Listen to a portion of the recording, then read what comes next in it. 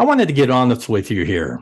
We've reached a time in history when managing through fear and intimidation, command and control power structures, and do as I say ways of managing no longer work. To speed up the effectiveness of your leadership team and the growth of your business, there's a much better way of leading. Now, as many of you know, I speak often at company events and conferences all over the world. If you bring me to speak at your event, you're going to discover the evidence-based leadership practices that result in a positive, engaging, and high-performing organization. Leaders will walk away with a practical framework to help design the best work environment for their people to flourish. Because when they do, your business will flourish as well. To find out more about my speaking engagements, workshops, and keynotes, visit my website, marcelschwantes.com, and click on Speaking. The future of work isn't about shareholder value, technology, metrics, or automation. It's about being human and putting people first through actionable love. Welcome to the Love in Action podcast, where we hold deep conversations with extraordinary people to help you grow as a leader and expand your business. Here's your host, Marcel Schwantes. Hey, glad you could join us, and thank you for spending time with us today. We would be even more grateful if you could spread the love by sharing this episode with a friend and leave us a 5-star rating on Apple Podcast. So here's what's on my mind today. The last 3 years, we have witnessed phenomenons like, the Great Resignation and quiet quitting. People have woken up to the fact that they have a choice. And they're choosing more and more to avoid workplaces that don't value them as human beings.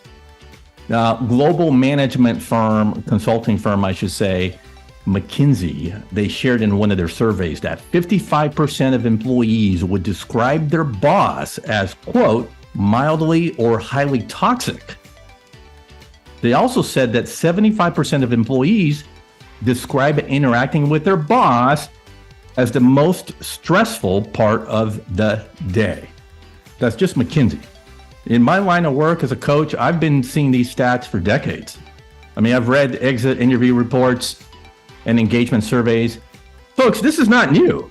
We've known this to be true before, social media invented these trendy terms that I just mentioned.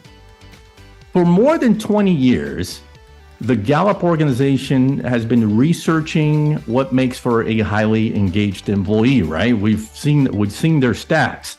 Usually employee engagement or disengagement hovers, or I should say engagement actually hovers around 30 to 33%. So one of their famous and maybe even controversial questions to assess engagement is this one. Do you have a best friend at work? That turns off a lot of CEOs.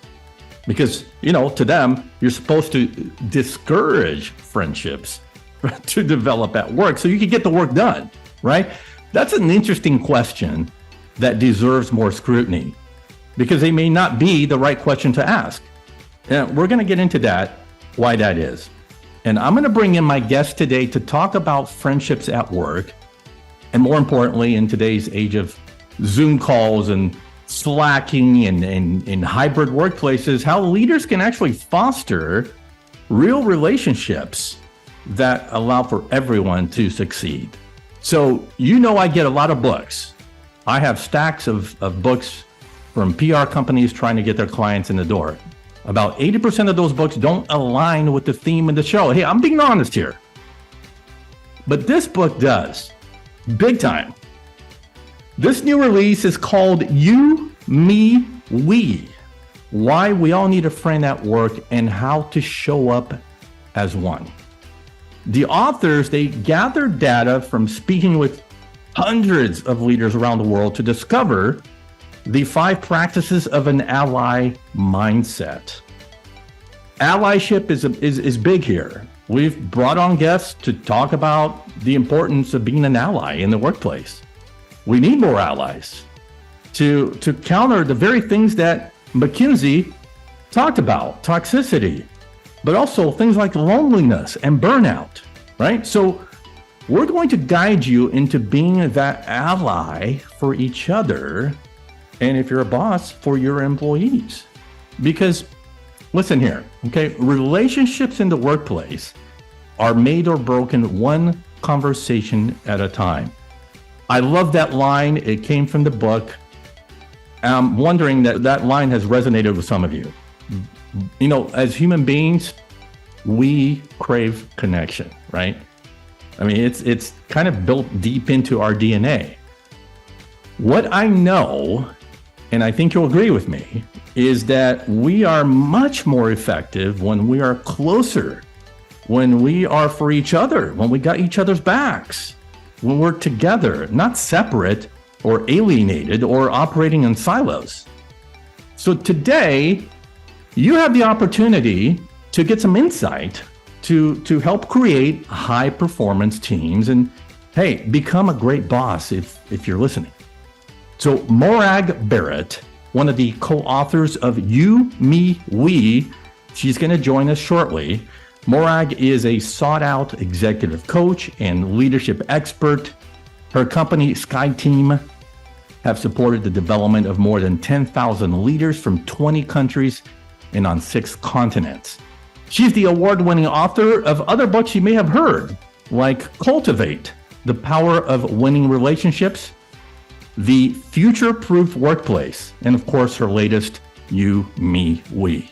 She's recognized by Thinkers 360 and People Hum as the HR thought leader to watch. And I'm honored that she took the time to stop in and chat with us. Morag now joins us. Welcome, Morag, to the Love in Action podcast. Marcel, I'm so excited for the conversation. Whoop, whoop.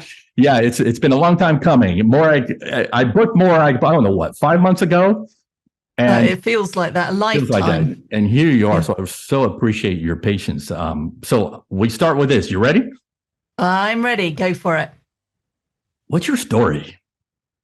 See, that makes me laugh. When you said you were going to open with what's your story, I want to start with some dramatic music and once upon a time in a land far, far away, which is not too far from the truth, because from the accent, those who are listening or watching, I was born in the UK, but I'm now based in the US, live in Colorado, and I've had the opportunity to work with leaders on North Slope, Alaska. I've been down to Chile and Peru, and I've been around the world. And that's kind of my story. I'm an adventurer. I'm highly curious. I wanted to be an engineer, ended up in finance, looked at the numbers side of business, lending millions of pounds to all sorts of companies at different stages of their life cycle, and realized that the spreadsheet was only half of the equation. In fact, it's only a third of the equation, because if it was as easy as a cash flow forecast, every company would be successful. And what I realized was that the missing ingredient was how business gets done, and investing as much time and effort in the what we do and how we organize, in the who we are and how we relate, which is why I pivoted into leadership and executive development and the books that you mentioned. And in my spare time, I'm a ballroom dancer, a classical musician, and the mother to 3 sons who are now 6 foot tall, AKA not little kids. That's fantastic. Thanks for sharing that. That's great.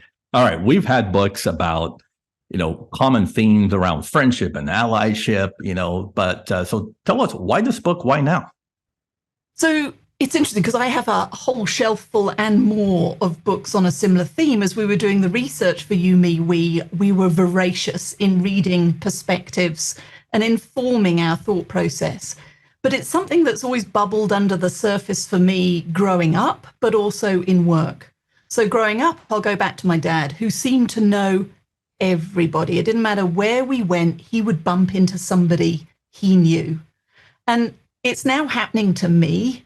And I use the phrase in the book that we've given LinkedIn and technology, the endless Slack conversations, email, etc., that you mentioned in the introduction. We're literally only 2 clicks away from talking to anybody we might need to. So forget 6 degrees of connection. It's 2 degrees of connection if we're being intentional. But also in terms of this, why now? Because I think also with the pandemic, it has done a doozy on the quality of many of our professional relationships. And we can do fake perky through the camera for the 30 minutes. But when we hit that red button, if at the end you're sitting there going, oh, I can't believe they've just asked me to do that, or we're struggling with whatever may be happening in our lives, but presenting that professional face, then we're missing an opportunity to deepen our relationships, build the trust and connection we need in order to succeed in all aspects of our lives. Yeah. Can you share a little bit about the data? I saw that you have researched by talking with 100, I think it was 500 executives around the world, but you've done workshops and training as well globally. So when you gathered all of that, what did you find? Well, so this book, You, Me, We, is the sequel to my first book. So Cultivate the Power of Winning Relationships. Here's one I happened to have earlier. Introduce what I call the relationship ecosystem, 4 relationship dynamics that we can experience in our professional lives. And it ranges from allies, our best friends at work, the people who have your back no matter what. And it's easy to be an ally on the good day. The true test is when the proverbial hits the fan.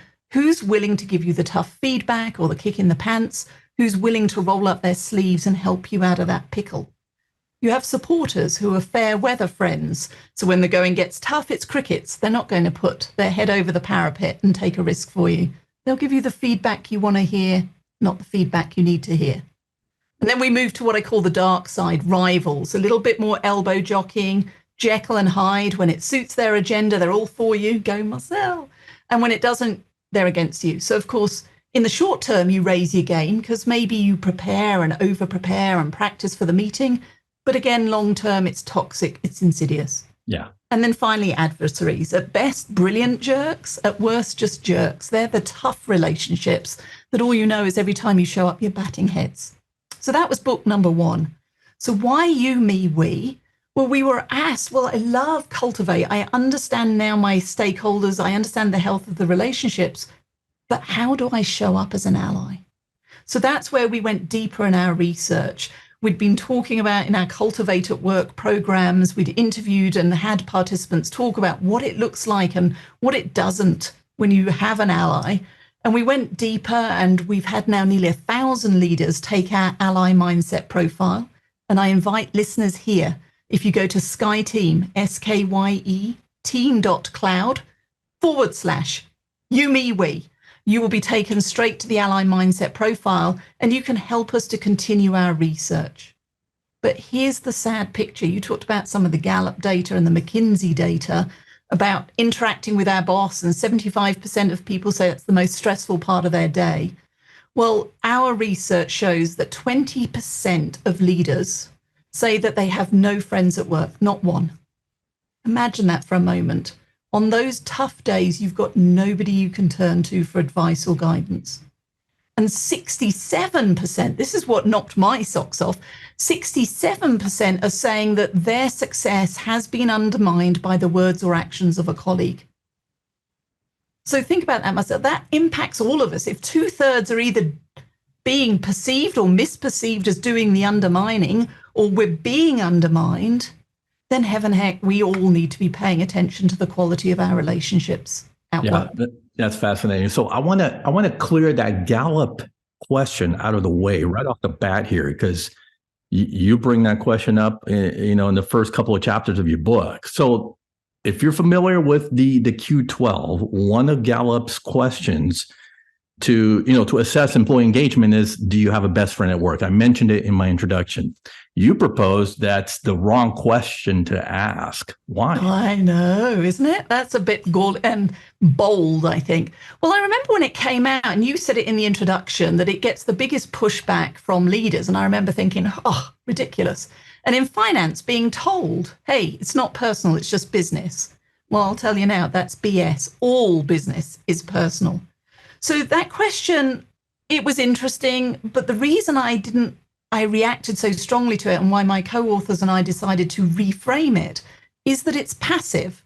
When I say, do I have a best friend at work, it allows me to sit there and go, well, no, because Marcel got the promotion I should have done, or Marcel's team got to do the glamorous project.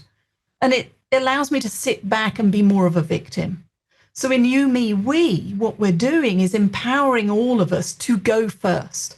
Because instead of asking, do I have a best friend at work? The question is, am I a friend at work? So basically, it's the only way you can ensure that you have a best friend at work. We're not throwing out the Gallup question, but to ensure that it works is to be that best friend at work. So really, you're putting it on yourself. Yes. And you said it earlier, our relationships are made or destroyed one conversation at a time. Right. So being intentional about how we show up in this conversation, how we show up in our next meeting, how we show up for family and friends, this goes broader than the workplace, though that is our area of expertise and our focus. So if you want to have those allies, if you want to know who you can call on in the middle of the night when you wake up, with heartburn over your project, or who can you go to for advice when you get that next promotion and you're sitting there going, oh my goodness, I've got no idea what to do next. The time to invest in your relationships is today, before you need anybody. I love that you said that it's kind of like, we need to stop being the victim, because there are things that are going to happen in the workplace that we're not going to like. Right. And in our minds, we may interpret it as several things, favoritism, whatever. But it's putting the onus back on you to reframe situations at work.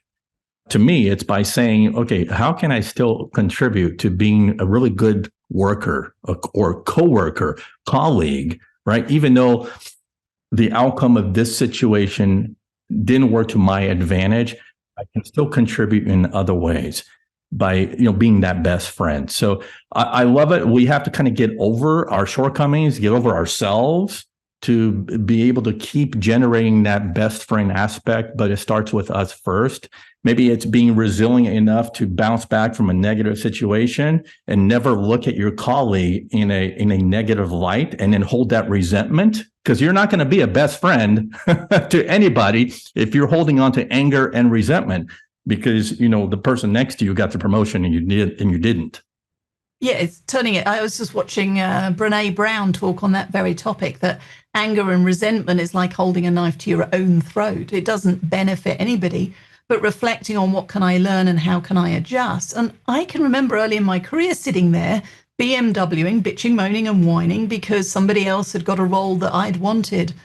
It took me a while to get there because I was early in my career and a little less experienced.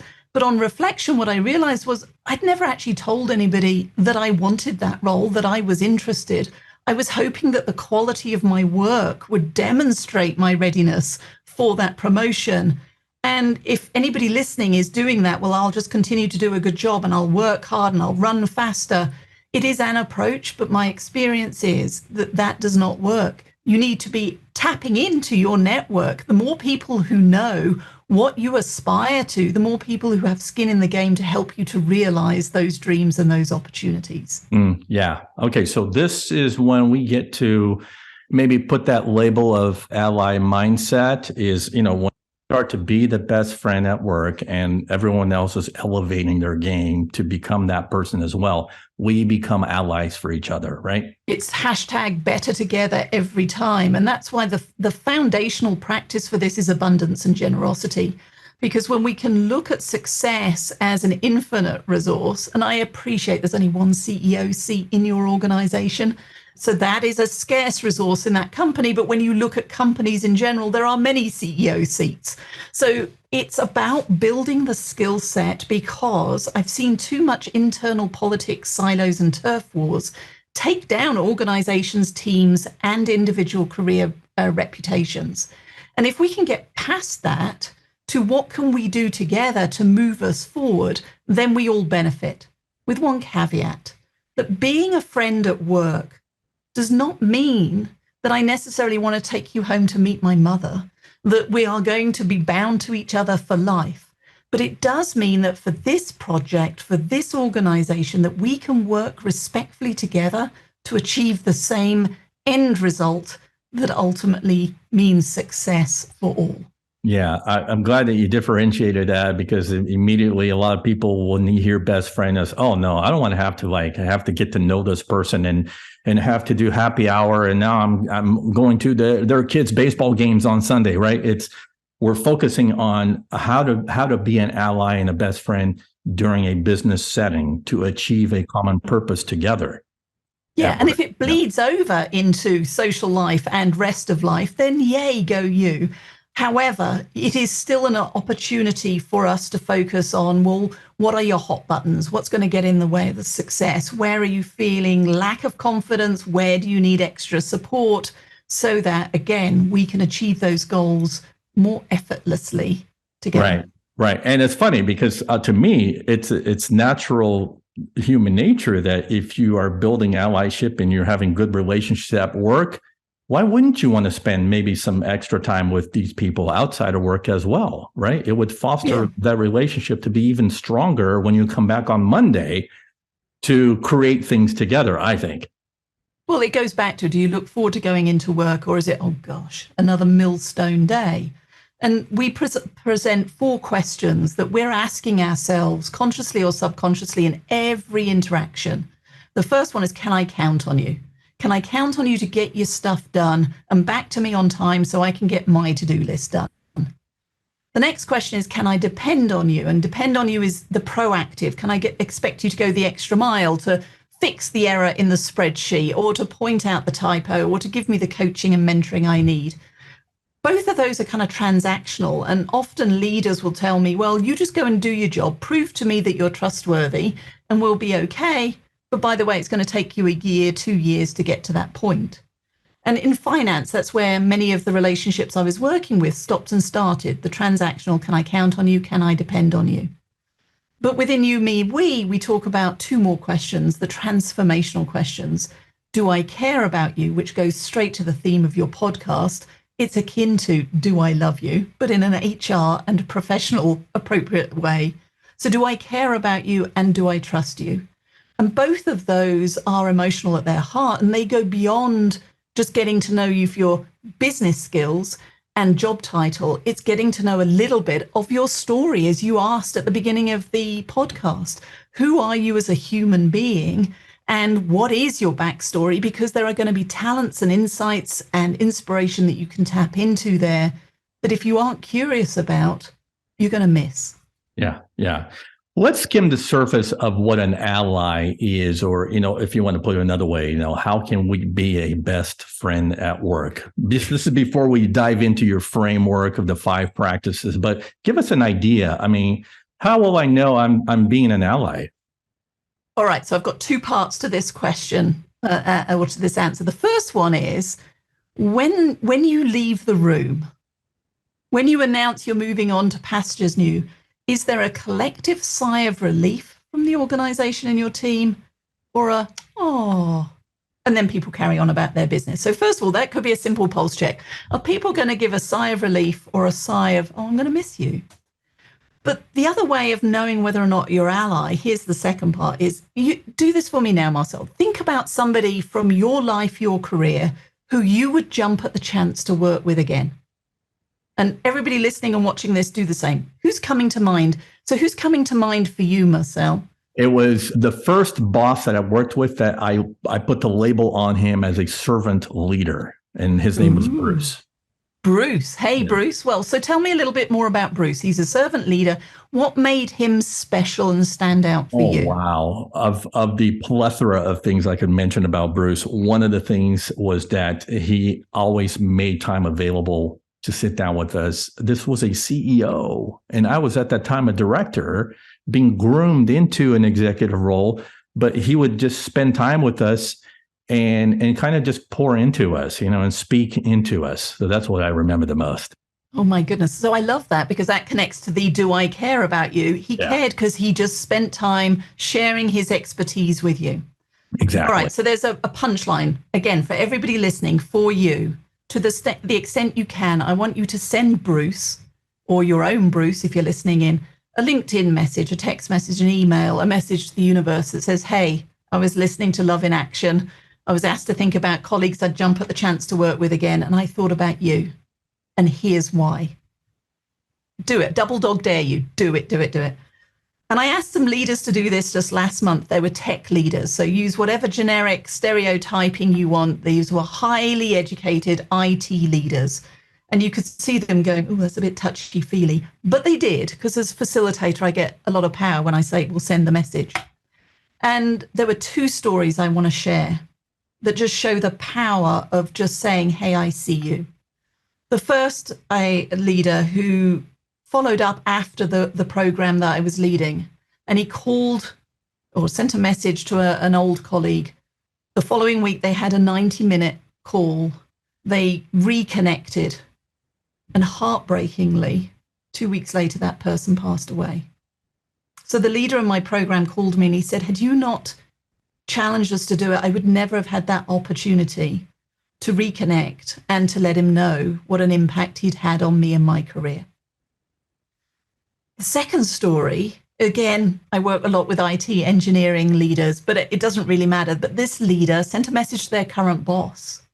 And think about it, as you move through your career, that sort of feedback becomes less frequent. There is an implicit assumption that you know you're doing a good job, or there's an implicit assumption that if you aren't, somebody else is telling you. But this leader sent a text to her current boss. And I'll ask people, when you get a reply, let us know. Well, they got a reply and it was a long missive, essentially like, oh my goodness, you've made my day. You don't realize just how important your message was. I just had some bad news. Thank you. So this is now being read out to the 20 of us. So we're getting goosebumps because this person got a reply. 15 minutes later, we get another text from that leader going, I can't stop thinking about your message. I'm just going to have to tell my husband when we get home tonight. So now it's not just that the individual to their boss, it's back to the 20 of us, and now it's back to the social life and the family life. When we say thank you, when we acknowledge others' contributions, it makes a difference. So again, for everybody listening, I double dog dare you, send the message to your ally. Think about what made them special. And chances are that overlaps with the 5 practices of an ally mindset. Certainly from our research, as we collected all of these stories of who stands out for you and distilled it down to, well, what can we all do in how we show up every day to role model and be an ally for others and be an ally and a best friend for ourselves. Yes.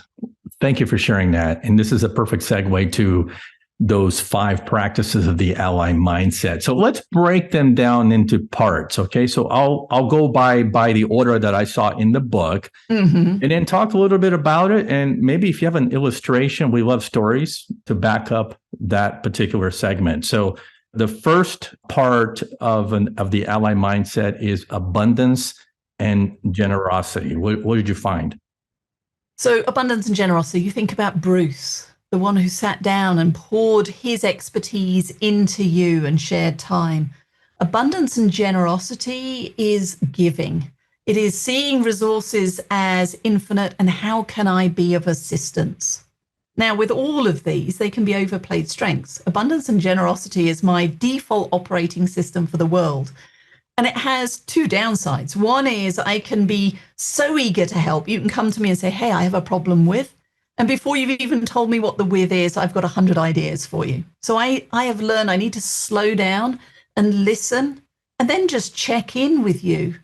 Do you need me to solve? Do you need me to coach you? Or do you want me to just listen? Because my default action is to jump to action and try to solve for you. So abundance and generosity is about giving. And the second guardrail that I've learned at my own cost here as well is that you need to define what you are able to give in the moment. Because continually saying yes to others means that you're saying no to other things and to yourself. Right. And so making sure that your priorities so that you can articulate and say, well, Marcel, I'd love to help. I can't do it this week, but maybe next week. And that's how you get to the win-win versus you putting your hand up and volunteering and then sitting there going like, no, I can't believe I said yes again. Or Marcel doesn't appreciate, but I never actually articulated all of the other priorities that I'm fitting that request into. Yeah. So abundance and generosity. Do you give first or do you take first? And are you giving within guardrails so that you can make sure that you are at your best to enable you and others to be at their best? Right. I love a couple of things that come up for me is not to be, don't give to be a people pleaser, because that way you're going to burn yourself out. So that's a lack of boundaries. And give to help make other people better, I think. Yes. So I think of giving in the form of mentorship, right? Or mentoring, right? Spend like Bruce did. Bruce would sit down with me and mentor me. And I'm sure that he took the time, he had, built that in to his schedule. It's not that he was taking extra time. He just knew that that was important enough for our development. So it was already baked into his schedule. Yes. And he was that kind of giver. And abundance and generosity is also, it connects. I know you've had previous guests talk about psychological safety. And so as part of that, giving the benefit of the doubt, assuming positive intent, because let's face it, nobody, well, very few, 0.01% get up in the morning and think, hey, I want to do an average job today. Or you know what, even better, I'm going to try and make the biggest mistake I can and really wreck Marcel's day. And if we are approaching our relationships with abundance and generosity and giving the benefit of the doubt, even when mistakes happen, it allows us to then move to the second element, which is connection and compassion, to ask questions in a way that are more empathetic, that cause people to lean in and own what may have happened, whether it's the good, the bad, or the ugly, versus pretending and trying to minimize it or sweep it under the carpet. Yeah. Well, okay. So speaking of the second practice of an ally mindset, you mentioned connection and compassion. Anything else that we should know really to kind of zero in on what that is? So connection and compassion is getting to the story. How did you get to where you are today? Where have you been to school? Where have you lived and worked? What do you do for fun outside of work? What are your hobbies and interests?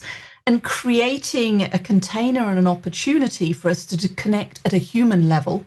That's the do I care about you and do I trust you I mentioned earlier on, and not just down at the work level. Can I count on you and depend on you? Where is that spreadsheet? How's the PowerPoint coming on? Have you closed that deal yet? Because that just diminishes our ability to pull together, especially in rocky times. Yeah. So connection and compassion is curiosity bound. It is empathy bound, and getting to know us beyond the job title or the name badge we may be wearing today.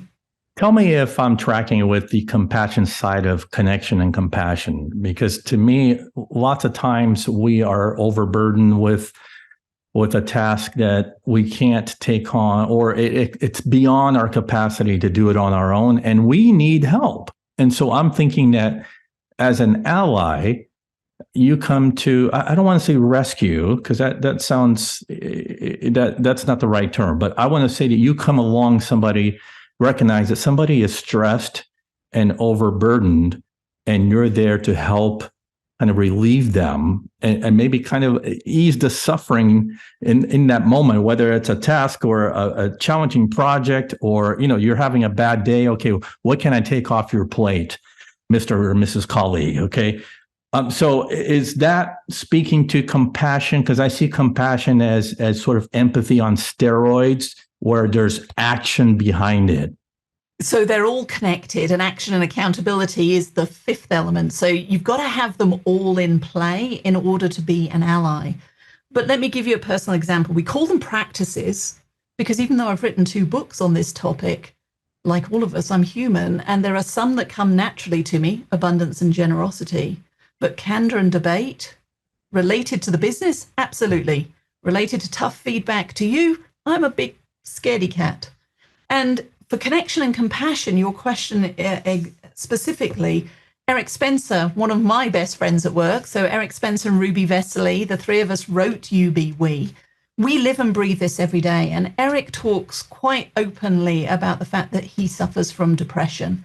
And in fact, in the book, he talks about the first time he told Ruby and I that is what he had. And he was so afraid, based on past experiences and social norms, that this was going to land badly for him.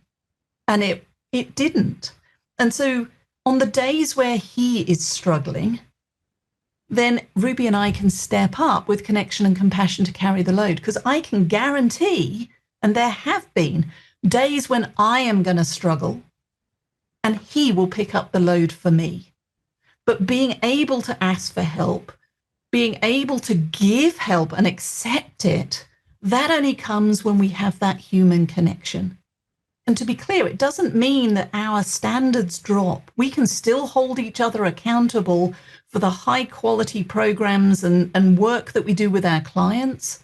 But we also give ourselves the space and grace to take our foot off the gas, to have an off day and allow somebody else to take the lead, to be in the limelight so that we can recharge our batteries and come back more powerfully the next day, the next time, the next week. Ooh, I'm thinking that in a culture of allyship and a culture of people are being best friends to each other, there's very little room for your peer or coworker to try to take advantage of you. In an allyship model of culture, you do it willingly. You are there for each other. So if you're going to help me today, because I can't handle this task, it's an expectation that tomorrow or the next day, I'm going to do it willingly. I'm going to do something for you willingly, right? Because we're all co-contributors. Yes, co-contributors. And there's a reciprocal piece to this, but it's not a quid pro quo, because as allies, I'm not keeping score. Now, Adam Grant wrote about this, and we quote him a number of times in the book, Love the Research, give and take. If over time I'm the only one giving and you're the only one, you're only forever taking, then there is an imbalance. But this comes back to me defining my expectations. And did I articulate the how we're going to work together? And maybe it needs recalibrating. And that gets to the third practice, courage and vulnerability. Okay. Because you think about it, the conversations you had with Amy Gallo and with other guests around psychological safety, if we don't have a we first mindset, abundance and generosity, if we aren't connecting and with compassion, so you, me, we again, then you're not going to get to courage and vulnerability. And courage and vulnerability is key if you're looking for innovation and informed risk-taking and creativity at work. You're not going to get honest feedback, candor and debate, the next one, without courage and vulnerability. But you said in your introduction, like CEOs, do I need a friend at work? I would say that we all need it, but especially at the senior levels. Because think about it, without courage and vulnerability, your direct reports are not going to give you warnings of impending disaster. And therefore, your career is at risk. Yeah, if I do speak up, there is some risk to me because you're my boss. You could fire me if you don't like the message or the messenger. But if we don't build a culture that allows for courage and vulnerability and informed risk-taking, then all you're going to get is average and status quo and problems swept under the carpet until such time as they explode as unfortunate headlines, either in the internal memo or in the external news. Yeah. All right, let's segue to the fourth practice. Have we touched enough on courage and vulnerability? So we've done abundance, abundance and generosity, connection and compassion, courage and vulnerability. And you'll notice they're all double-barreled, and that's intentional. And then that leads to candor and debate. Right. That's the first person that pops into my mind is Kim Scott, who wrote Radical Candor. Yes. Yes. So, and who we've been trying to get on the show for 2 years now. She's a busy gal. In demand. But again, great insights. And here's the thing. We all say, I was working with a team of senior executives last year, and we got onto the subject of feedback. And it was interesting because the first leader said, oh, yeah, just give it to me straight. And then the second leader was, started getting a bit like this. It was like, no, give me a punch between the eyes. Obviously, metaphorical punch. And then the other one was, no, you can give me a straight between the eyes, but a kick in the pants. And it just kept getting bigger and bigger and bigger and more like, Ugh. And it got to the last person and his head was in his hands. And he said, guys, if you do that to me, you'll destroy me. If you tell me my baby's ugly, I have put heart and soul into building this code and this product. It will destroy me. And then you could feel like a pinprick. The air went out of the room. And then it was like, it all went back. Can I take my answer back? And we had the most powerful conversation around candor and what does it look like at that leadership team level, how to give it, how to receive it, and how to come back from it when it lands inelegantly. And that's the key. Candor is only the first part. And if all you're doing is pulling the pin on the candor grenade, lobbing it into the conversation and watching the melee ensue, that's not an ally mindset. You have to then lean it into the debate and the conversation that follows, one that allows us to get to a greater shared understanding. Even if we end up still disagreeing, when we leave the room, we're one voice to the rest of the organization. Our relationship is strengthened because I understand where you're coming from. Whereas done poorly, our relationship is slightly fractured. And every fracture means that we become further apart until at some point we're rivals or adversaries and we're unable to work respectfully together. All right. Well, you have one last practice of the ally mindset. What is that? Action and accountability. Because all of this is easy to talk about, but doing it and doing it consistently, that's where the art and science comes in. And action and accountability is around being clear about what have we agreed to do? How are you moving forward? But also taking personal accountability reduces the passive aggressiveness that might happen. But what's my personal accountability for how I'm going to show up, or what results I'm delivering, or what transaction, the spreadsheet I'm working on? Are we clear about our roles, responsibilities, and the handoffs that ultimately make us move forward and better together? Perfect. Well, as we wind down here, Morag, what's your ultimate hope here for people reading this book? I want people to make life and work lighter and fun. If you're not having fun at work, and you pointed out in the introduction, we spend more hours at work than we do in other parts of our lives. And so it's on all of us to find the joy, to find the love in action. And it starts with us. Don't wait for others to create it. Define it for yourself. Talk about it with your team. Create that oasis of fun and calm.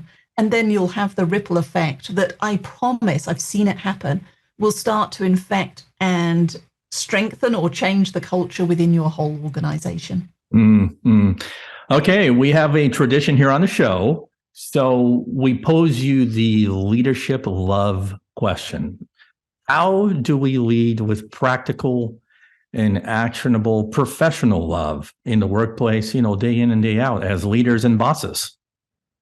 So as a British woman, I have embodied the stiff upper lip and the professional mask for the early part of my career. And I've learned that bringing my human to work, letting that mask fall down, is the differentiator. So I challenge everybody listening. Three elements: look up, show up, step up. And you can do this every day, every week, every month. I don't care. Just do it regularly. So look up. How do I feel in my own presence? And how do others feel in my presence?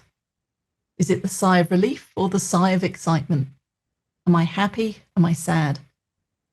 Then determine how to show up. So be intentional. Where do I need to turn the dial up or down? For me, I've been talking for a decade about getting fit.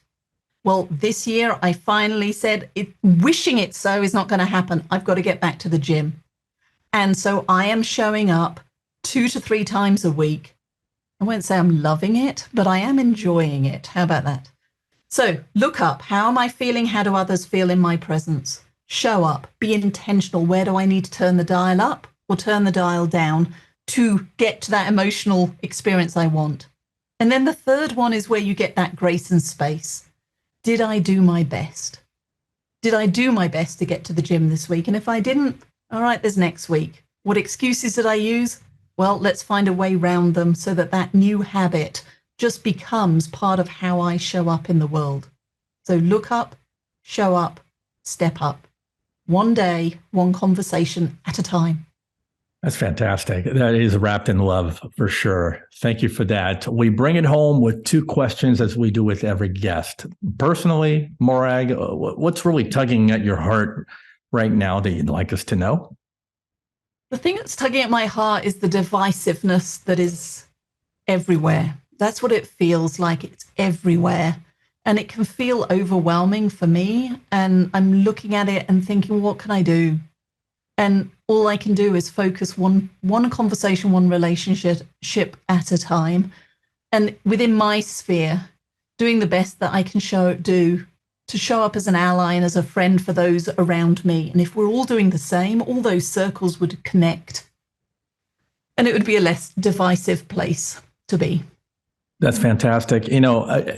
Of the last 20 guests that I have had on the show, I would say that probably 18 or 19 of them have reflected on the divisiveness going on in the world, and the politics and all that.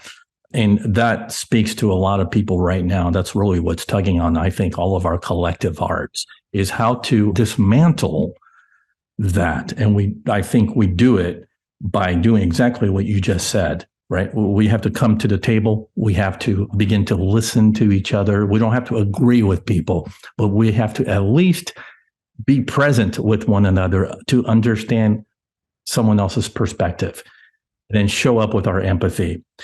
Fantastic. Thank you for that. Finally, you close us out, as all guests do, with a key takeaway to keep us inspired. Bring us home. The key takeaway for me is that you cannot be successful in business or in life unless you are successful in cultivating winning relationships. Those relationships start with you. They then move to others. But ultimately, we are all better together. Amen to that, sister. All right. Well, if people want to connect with you, where can they go? All right. Well, the advantage of an unusual name, Morag, Morag Barrett. You'll find me on the interwebs. Connect with me on LinkedIn. I promise I reply. And you can find me and Eric and Ruby at SkyeTeam, SKYE, team.com. And that's where you'll also find more information about the books available from your favorite retailer. And the Ally Mindset profile, again, is at skyeteam.cloud/you, me, we. The book again is called You, Me, We, Why We All Need a Friend at Work and How to Show Up as One. If you're watching on YouTube, that's what it looks like right there. It's been such a blast hanging out with you, and I've had fun, and you were enlightening and insightful. I learned from you, and that's what we're all about here, having this growth mindset to figure out how to change the world of work, one leader at a time. You did that well today, so thank you so much. My pleasure. Keep the conversation going on social media with hashtag Love in Action Podcast, and also look for my show notes as well as a YouTube link to watch the show on my website, marcelschwantes.com. I'll be sure to include all of Morag's contact info there. And finally, hey, if you're interested in sponsoring an episode of the show, let's chat. Reach me on my website or find me on LinkedIn. Thank you for listening to the Love in Action podcast. If you enjoyed today's episode, please share it, subscribe, and leave us a review. Until next time, don't forget, the future of leadership is love in action. Believe it, practice it, and watch your business grow.